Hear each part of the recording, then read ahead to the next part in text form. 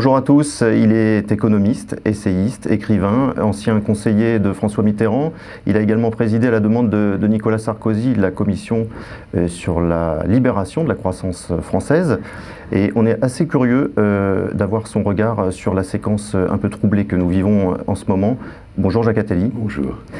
On sent bien monter hier dans Le Monde avec Arnaud Montebourg, ce matin dans Le Parisien avec Benoît Hamon, on sent monter la tentation de réorienter la politique économique française.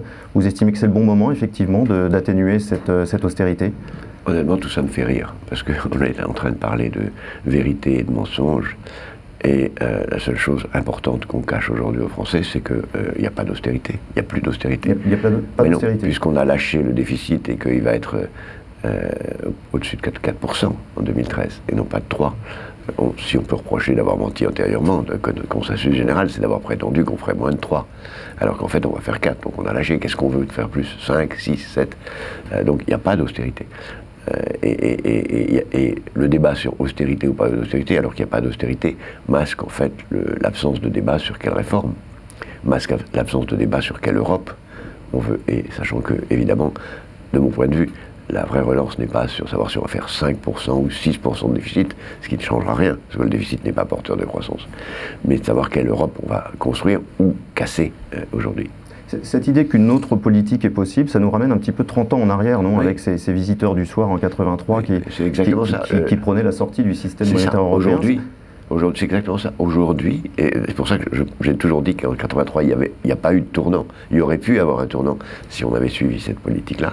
Mais aujourd'hui, la seule autre politique économique possible, c'est de sortir de l'euro.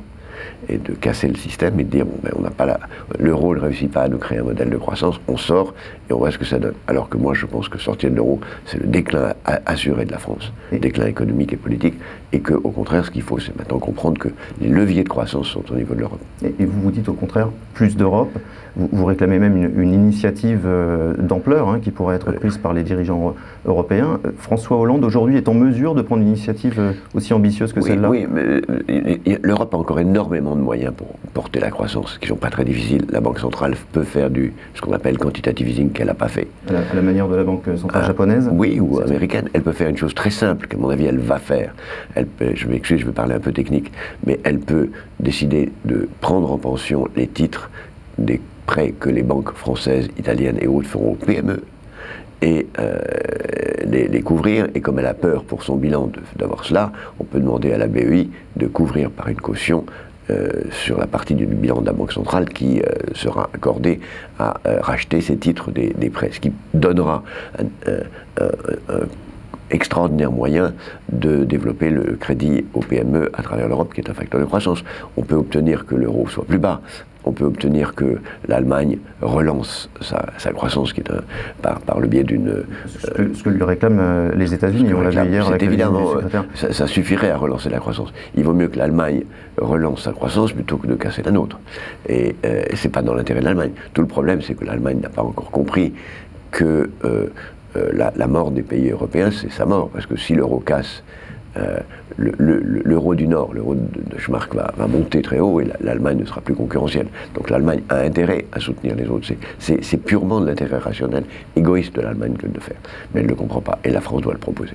Non pas comme une demande de charité de la part de l'Allemagne, mais comme quelque chose qui est dans l'intérêt de l'Allemagne. J'évoquais à l'instant la politique menée par la Banque centrale japonaise. À plusieurs reprises, vous avez dit que l'inflation pouvait être une solution à la crise. Oui. Vous avez même dit qu'une inflation de 5 à 6% oui. À vos yeux était imaginable. Oui. C'est exactement le chemin qui est suivi aujourd'hui par le Japon. Oui. On doit s'en inspirer en Europe aujourd'hui? L'histoire nous apprend, et moi je cherche toujours pour comprendre l'avenir, regarder l'histoire, l'inflation est, avec la guerre et la croissance, un des 3 moteurs d'élimination de la dette. Le seul problème aujourd'hui, c'est que l'inflation ne se décrète pas, parce qu'en période de globalisation, nous sommes avec une pression sur les coûts majeure à l'échelle mondiale, et on a beau mettre de l'argent dans le système, l'inflation sera très difficile à déclencher.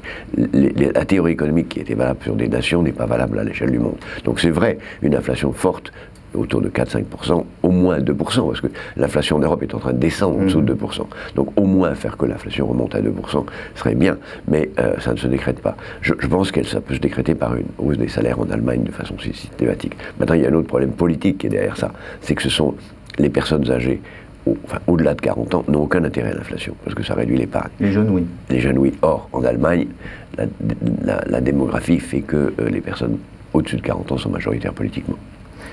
Je le disais en ouvrant cette émission, on est en train de vivre une séquence politique assez terrible avec l'affaire Cahuzac. Est-ce que les réponses qui se dessinent, hein, qui vont être annoncées aujourd'hui par le gouvernement en matière d'éthique, de transparence, sont à la hauteur des enjeux ?